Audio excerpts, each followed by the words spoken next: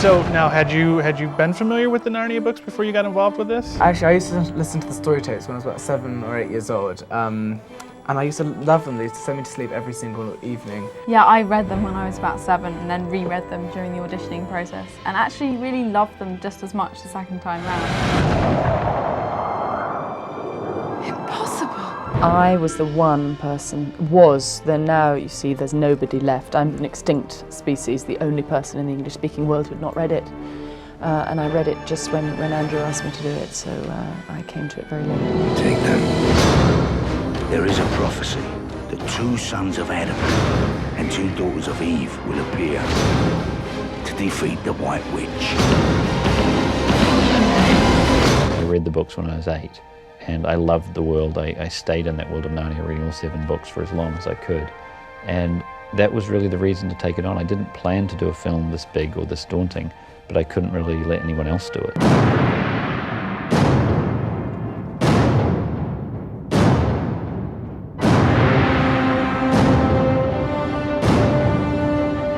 Aslan, we need your help. I know, but understand, the future of Narnia rests on your courage. And did you need to have your young actors have very vivid imaginations to be able to conjure up, some of the characters that they weren't really going to be acting against? Definitely, and that's one of the wonders about working with children, is their imaginations are still so open. I'll honestly say that a kid can do a better job of acting to a tennis ball than most adults. But then a lot of the time I would do the off-screen, or sometimes on-screen, sometimes I would be Mr. Beaver on my hands and knees crawling around doing the other lines to give them something to play off, to sort of subtly direct them by changing my performance. And then they could digitally remove me later and put the beavers in. Was that really fun or challenging for you guys? I think it actually worked quite well in a lot of ways, because we were very fortunate that we had Andrew, who was an amazing director, who actually came into the scene a lot of the time with us. And perhaps sometimes we would have a green tennis ball or a green sticker on the end of a pole, but then we would just use our imagination. We would just place our own unique Aslan right into the scene with us, and it would make everything much more personal. Well, that's the whole point of acting, sort of imagining things, and that someone's your brother or whatever, and it's just an extended form of acting. The great thing about watching this film the other day, as we all did, was that it was probably as much of a surprise to us as anybody else. I heard that maybe sometimes it was easier to not have your director acting out some of the roles. That sometimes. Well, sometimes he actually was a werewolf, so yeah, it wasn't always easy. I mean, I was tempted to stab him sometimes because I was so captured in the scene. Oh, he was great. Andrew was fantastic. We were so lucky to have Andrew as a director. Yeah, I thought he was really good though. He was really good.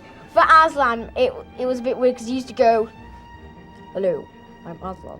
Hello, Lucy. It was all like that. Aslan is sneaking up behind you now. In one of the scenes where I had to be really grumpy, he was sort of squatted down and like fooling about with Alina, his assistant, and it's very funny. But I had to sort of keep a straight face, and throughout the entire scene, I was like sort of fighting it off, which is great for the others, but not that great for me. And what did you think was sort of the essential thing from the books that needed to be captured for the film? I think that the characters of the children and them as a family unit was really important. The family dynamics that went on. Yeah, absolutely. Because people have created these visions of what Narnia is like, of what Aslan is, of what the beavers are like in their mind. 100 million people have done this, and then the family who they have seen Narnia through. And I just hope that it really does live up to those expectations and perhaps go beyond them. The idea of childhood wonderment, the idea of the possibility of a magical land existing behind a secret door, I think those are very evocative ideas, and something that we have as children and we tend to lose as we become realists as we grow older. And I think it's just great to draw back on that.